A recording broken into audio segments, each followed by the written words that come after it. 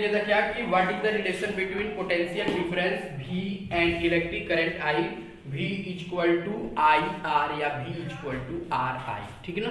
तो यहाँ पे R हमारा क्या था, जिसको हम लोग बोल रहे थे resistance of the conductor. Resistance का मतलब क्या होता है, सीधा सीधा समझिए। रेजिस्टेंस का मतलब होता है हिंदी में प्रतिरोध। प्रतिरोध का मतलब जो रुकावट उत्पन्न करे। प्रतिरोध का मतलब क्या होता है, जो रुकावट उत्पन्न करे। सीधा सीधा ये समझो कि हम लोग चलते हैं तो क्या रुकावट उत्पन्न करता है, फ्रिक्शन। फ्रिक्शन का मतलब घर्षण जिसको कहते हो आप लोग। तो इलेक्ट्रिक करंट को जब चलता है ना तो उसको भी रोकने के लिए एक फैक्टर काम करता है, उस फैक्टर को हम लोग कहते हैं रेजिस्टेंस। यानी कि जो काम करता है मैकेनिक्स में, मैकेनिक्स का मतलब जो हम लोग पढ़ते हैं ना मोशन वगैरह, उसमें जो काम करता है फ्रिक्शन, वही काम इलेक्ट्रिसिटी में कौन करता है, रेजिस्टेंस। तो रेजिस्टेंस का मतलब सीधा सीधा क्या, रोकना। इलेक्ट्रिसिटी को चलने से क्या करना, रोकना, ठीक ना। तो बहुत सिंपल इसका डेफिनेशन दिया गया है क्या कि the property of a conductor due to which it oppose the flow of current. जब किसी कंडक्टर से इलेक्ट्रिसिटी फ्लो हो, ठीक ना, तो वो क्या करे, उस इलेक्ट्रिसिटी को फ्लो होने से रोके। तो इसी प्रॉपर्टी को हम लोग क्या कहते हैं, रेजिस्टेंस कहते हैं। जैसे मान लीजिए कॉपर है तो कॉपर का रेजिस्टेंस कुछ और होगा, ठीक ना, और एल्युमिनियम है तो एल्युमिनियम का रेजिस्टेंस कुछ और होगा। मान लीजिए आयरन है तो आयरन का रेजिस्टेंस कुछ और होगा, ठीक ना। तो अलग अलग जो मटेरियल होते हैं उनका रेजिस्टेंस क्या होता है, अलग अलग होता है, ठीक है। तो ये तो आपका सिंपली डिफाइन है, थ्योरेटिकली डिफाइन।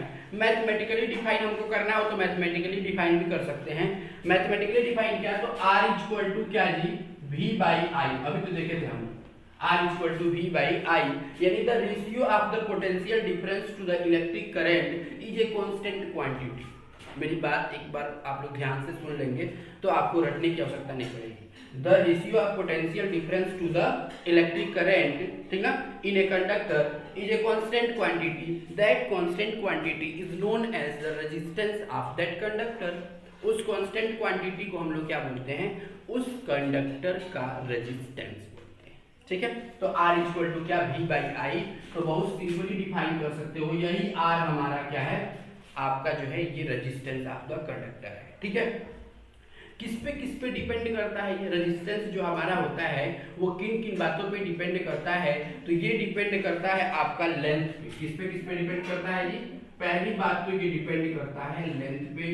दूसरा डिपेंड करता है, लेंथ का मतलब आपने वायर जो लिया है वो बड़ा वायर लिए हैं कि छोटा वायर लिए हैं। दूसरी चीज होती है थिकनेस। क्या होती है, थिकनेस। थिकनेस का मतलब हमने जो वायर लिया है उसका डायमीटर। डायमीटर का मतलब ज्यादा मोटा वायर है कि पतला वायर है, ठीक ना। तो दूसरा चीज हमारा क्या हो गया, ये थिकनेस पे डिपेंड करता है। और तीसरी चीज किस पे डिपेंड करता है, नेचर ऑफ मटेरियल पे। किस पे डिपेंड करता है, नेचर ऑफ मटेरियल पे। नेचर ऑफ मटेरियल का मतलब समझ रहे हैं कि एल्युमिनियम वायर हमने लिया है कि कॉपर वायर लिया है, ठीक ना, कि हमने सिल्वर का वायर लिया है। सिल्वर का कंडक्टेंस बहुत ज्यादा होता है, आप लोगों को शुरू में बताया गया था। अच्छा, और लास्ट किस पे डिपेंड करता है, टेम्परेचर पे भी डिपेंड करता है। तो ये बात आप लोग याद रखेंगे कि जो हमारा रेजिस्टेंस होता है वो चार फैक्टर्स पे डिपेंड करता है। किन पे डिपेंड करता है बताइए, तो ये डिपेंड करता है लेंथ पे, ये डिपेंड करता है थिकनेस पे, ये डिपेंड करता है नेचर ऑफ मटेरियल पे, और ये डिपेंड करता है आपका टेम्परेचर पे, ठीक है। तो इसका जो है आप लोग स्क्रीनशॉट लेके नोट्स बनाते रहेंगे, फिर मैं मिटाऊंगा क्योंकि इसको मैथमेटिकली भी जो है हमको क्या करना है, डिफाइन करना है, ठीक है। तो मैथमेटिकली देखिए कैसे डिफाइन करते हैं। तो अब क्या करते हैं, इसको R की पहले हम लोग लिखते हैं यूनिट। क्या लिखते हैं, R की unit. R equal to V by I हमको मिल चुका है। Potential difference electric current it is the ratio, एक रेशियो है, और वो रेशियो जो आता है वो क्या आता है, कांस्टेंट। क्या आता है जी, कांस्टेंट। और इसी कांस्टेंट क्वांटिटी को हम लोग क्या बोलते हैं, रेजिस्टेंस बोलते हैं, ठीक है। तो ये वाला डेफिनेशन आप लोग लिख सकते हैं, मैंने कई बार बोला है वीडियो में, ठीक है, कि the ratio of potential difference to the electric current in a conductor is a constant quantity. That constant quantity is known as the resistance of the conductor. अब आइए हम लोग जो है R की यूनिट के बारे में बात करते हैं, ठीक है। यूनिट ऑफ R के बारे में बात करते हैं, यूनिट ऑफ R। तो यूनिट ऑफ R लिखना हो तो लिख दीजिए क्या, यूनिट ऑफ V। क्या लिख सकते हैं, यूनिट ऑफ V। अच्छा, डिवाइडेड बाय क्या लिख सकते हैं, यूनिट ऑफ I। बोलो, कोई दिक्कत है तो बताओ। तो यूनिट ऑफ V हम लोग पढ़ते हुए आ रहे हैं क्या, वोल्ट, और यूनिट ऑफ I पढ़ते हुए क्या आ रहे हैं, एम्पियर।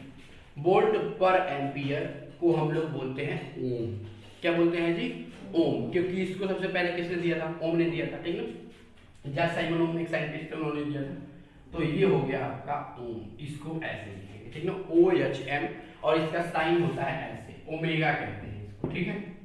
तो इसके साइन को क्या कहते हैं हम लोग, ओमेगा कहते हैं, ठीक है। तो ये बात पे ध्यान रखेंगे कि ओम को हम कहीं भी लिखेंगे तो ऐसे लिखेंगे। जैसे मान लीजिए कि हमको रेजिस्टेंस लिखना है तो लिखेंगे, जैसे मान लीजिए 10 ओम, 15 ओम, तो ऐसे लिखा जाएगा, 10 लिख के और ये ओमेगा बना देंगे 10 ओम, तो ये 10 ओम रेजिस्टेंस हो गया, ठीक ना।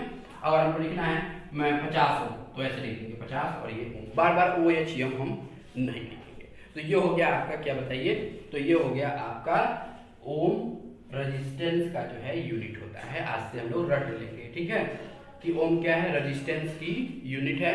क्यों ओम आया, ओम किसके इक्विवेलेंट होता है, तो वोल्ट पर एम्पियर के इक्विवेलेंट होता है। अच्छा, अब यहीं से आता है कि आप एक ओम का डेफिनेशन दीजिए। एक ओम का क्या दीजिए, डेफिनेशन। किसी कंडक्टर का रेजिस्टेंस कब बोलेंगे हम कि एक ओम है। देखिए तो बहुत सिंपल है, जैसे मान लीजिए हमने 1 वोल्ट की बैटरी लिया, कितने वोल्ट की बैटरी लिए, 1 वोल्ट की, या 1 वोल्ट का कोई सेल लिया, और उस कंडक्टर से 1 एम्पियर का ही करंट फ्लो हो रहा है।